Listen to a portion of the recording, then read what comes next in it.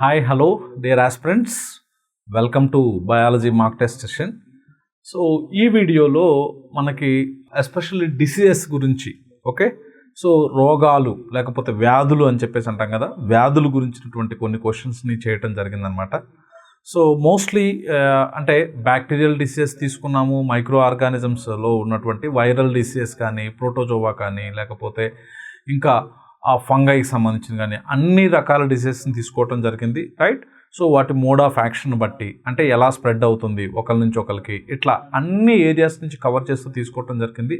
But ఇది biology chapters అన్నింటిలో కంటే కూడా చాలా పెద్దది కాబట్టి సో అన్ని ఏరియాస్ నుంచి ఒక్కొక్కటి తీసుకోవటం వల్ల జరిగిందనమాట. కాబట్టి ఇంకా మీరు ఇవి కాకుండా ఎన్ నెంబర్ ఆఫ్ క్వశ్చన్స్ దీంట్లో ప్రాక్టీస్ చేసుకోవచ్చు.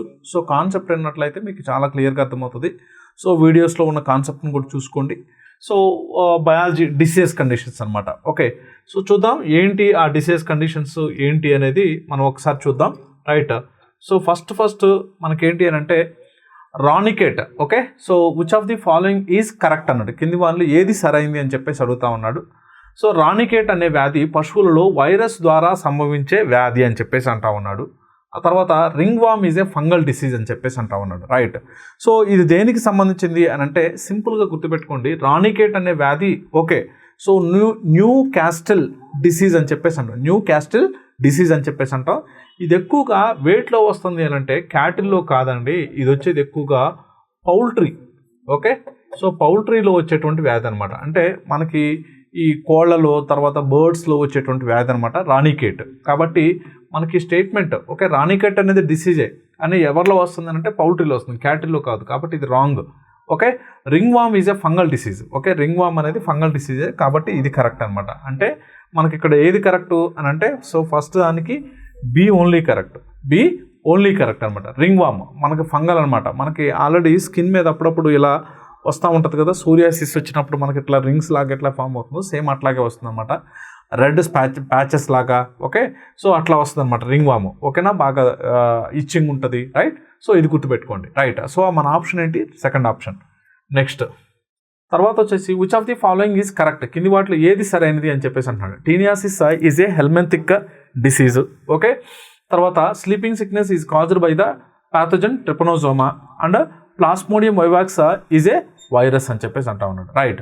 So taeniasis is a helminthic disease, right. Taeniasis అనేది హెల్మెంతిక్ డిసీజ్. ఓకే, హెల్మెంథియాసిస్ అని చెప్పేసి అంటారు కదా. సో ఇది కరెక్ట్ స్టేట్మెంట్, రైట్.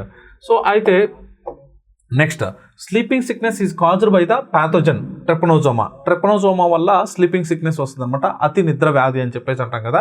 సో ఇది కూడా కరెక్టే, ఇది స్టేట్మెంట్ కరెక్టే, ఇది స్టేట్మెంట్ కరెక్టే. తర్వాత plasmodium vivax is a virus.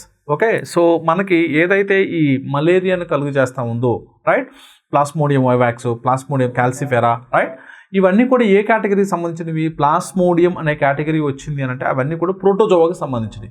కాబట్టి ఇది వైరస్ అని చెప్పేసి అన్నాడు. కాబట్టి ఈ స్టేట్మెంట్ రాంగ్.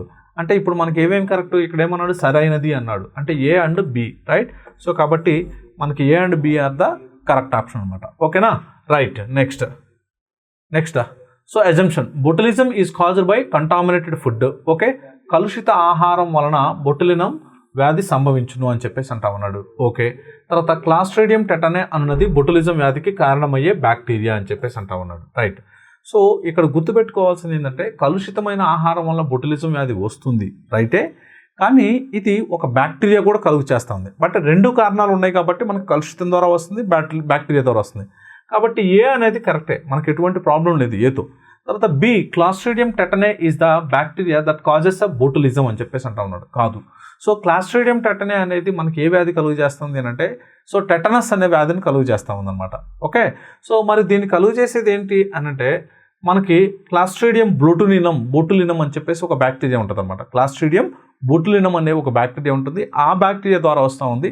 కాబట్టి మనకి ఇందులో కరెక్ట్ ఏది అని అంటే సో మనకి ఏ కరెక్టు అండ్ అంటే అజంప్షన్ అనేది కరెక్టే అనమాట, బట్ రీజన్ అనేది not correct.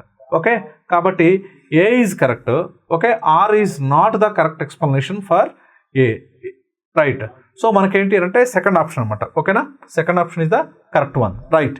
Next which of the following is different అన్నాడు. Which of the following is different, ఏది డిఫరెంట్ వీటిలో అని అంటే సో మశూచి, డిఫ్తీరియా, కలరా, న్యూమోనియా. సో ఇక్కడ మనం కానీ చూస్తే మశూచి ఏంటి? వైరస్ వ్యాధి, వైరస్. డిఫ్తీరియా ఏంటి? So virus, right. తర్వాత cholera, vibrio, bacteria, right. Extremely sorry, ఇది వైరస్, ఇది బ్యాక్టీరియా.